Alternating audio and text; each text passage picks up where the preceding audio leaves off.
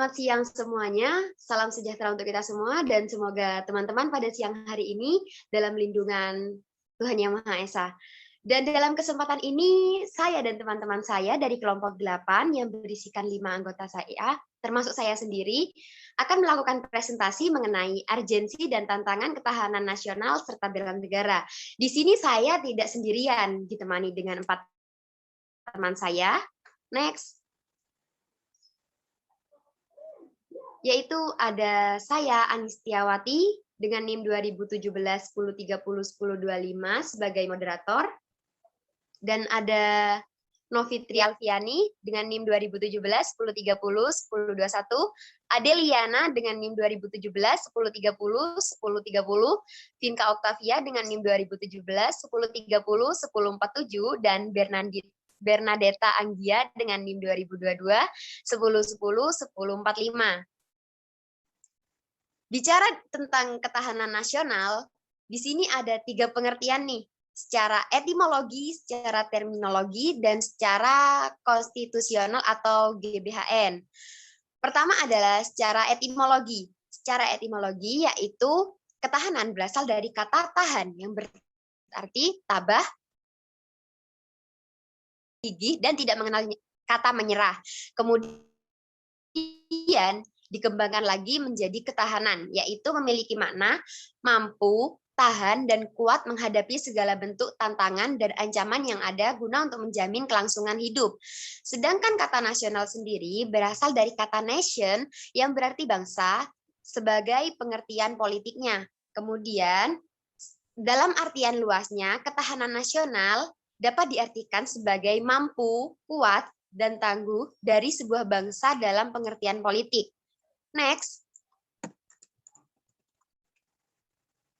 Sehingga ketahanan nasional adalah kondisi dinamika bangsa Indonesia yang mampu mengembangkan kekuatan atau potensi nasional dalam rangka menghadapi ancaman, tantangan, hambatan, serta gangguan.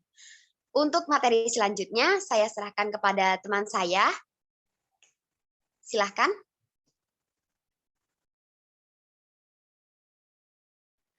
Baik, next.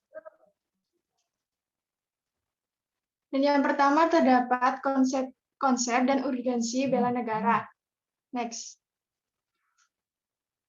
Bela negara terbagi menjadi 2, yaitu bela negara secara fisik dan bela negara secara non-fisik.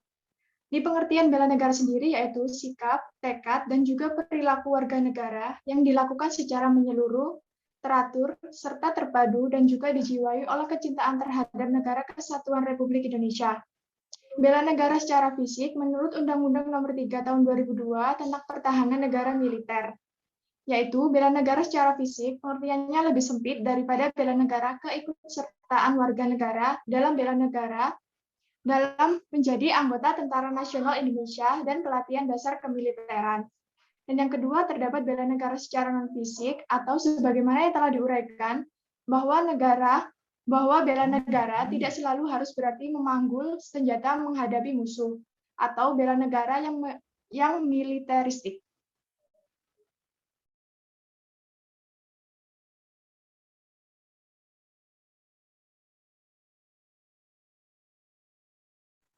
Kemudian materi selanjutnya juga akan disampaikan oleh teman saya. Silakan untuk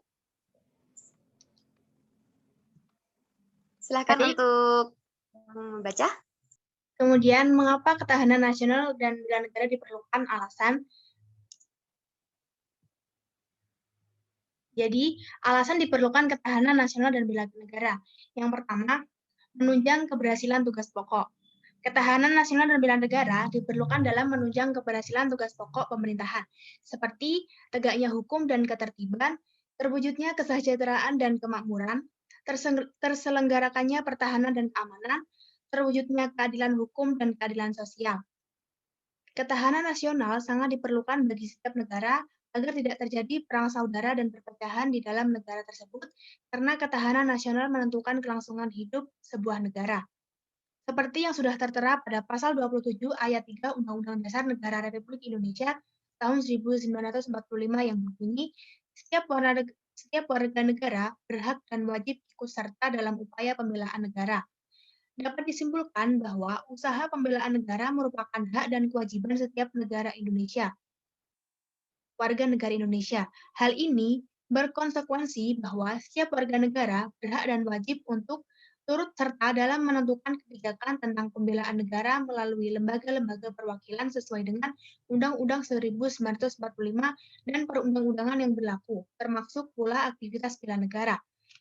Selain itu, setiap warga negara dapat turut serta dalam setiap usaha pembelaan negara sesuai dengan kemampuan dan profesi masing-masing.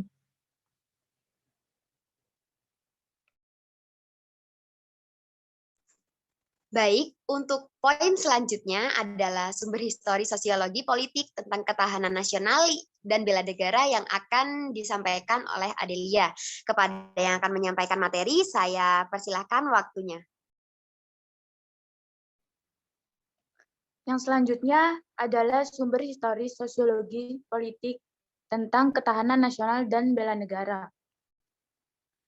Nah, kan ada 3. Yang pertama ada historis, yaitu bermula pada tahun 1960-an.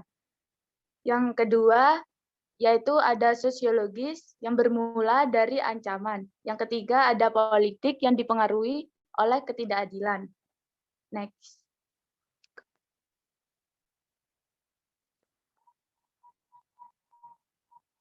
Nah, yang selanjutnya yaitu ada dinamika dan tantangan ketahanan nasional dan bela negara. Contohnya yaitu pada ancaman yang pernah diterima oleh negara Indonesia. Yang pertama pada peristiwa G30S PKI pada tahun 1965. Yang kedua ada krisis politik dan ekonomi pada tahun 1997 sampai 1998. Yang ketiga ada gerakan separatisme dan terorisme. Dan ada juga konsepsi ketahanan nasional atau TANNAS Indonesia untuk mengantisipasi segala bentuk ancaman.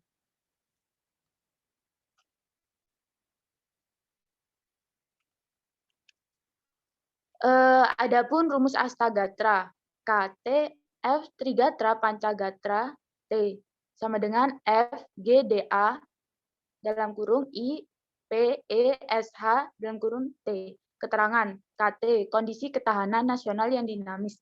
G, kondisi geografi. D, kondisi demografi. A, kondisi kekayaan alam. I, kondisi sistem ideologi. P, kondisi sistem politik. E, kondisi sistem ekonomi. S, kondisi sistem sosial budaya. H, kondisi sistem hankam. F, fungsi dan dalam pengertian matematis. T, dimensi waktu.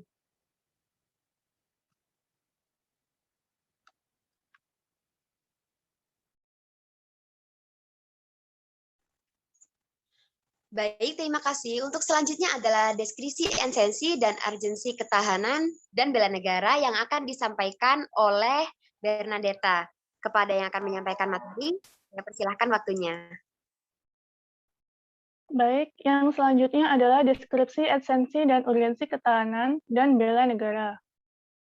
Esensi dan urgensi ketahanan nasional dan bela negara adalah terlibatnya seluruh elemen bangsa dan negara dalam menghadapi beragam ancaman. Hal ini karena tanpa terlibatan tersebut, negara akan kehilangan salah satu unsur pentingnya. Alasan lainnya adalah tak kerap ancaman yang datang justru menyasar ke setiap individu dari sebuah bangsa, bukan negara secara umum. Sekian dari saya. Terima kasih. Baik, terima kasih kepada seluruh teman-teman saya yang bersedia untuk memaparkan materinya lebih lanjut. Dan di sini tugas saya adalah membacakan kesimpulan. Tolong next. Bisa diulang. Oke, baik. Saya ulang untuk kesimpulannya. Kesimpulannya adalah ketahanan nasional atau biasa disebut dengan TANNAS Indonesia adalah kondisi dinamis bangsa Indonesia yang meliputi segenap aspek kehidupan nasional yang terintegrasi. Ketahanan nasional berisi keuletan dan ketangguhan yang mengandung kemampuan untuk mengembangkan kekuatan nasional dalam menghadapi dan mengatasi segala tantangan, ancaman, hambatan, dan gangguan, baik yang datang dari luar maupun dari dalam dan untuk menjamin identitas, integritas, kelangsungan hidup bangsa dan negara, serta perjuangan mencapai tujuan nasional. Untuk kesimpulannya sudah saya jabarkan dari materi-materi yang sudah dijelaskan oleh teman-teman saya. Tolong next.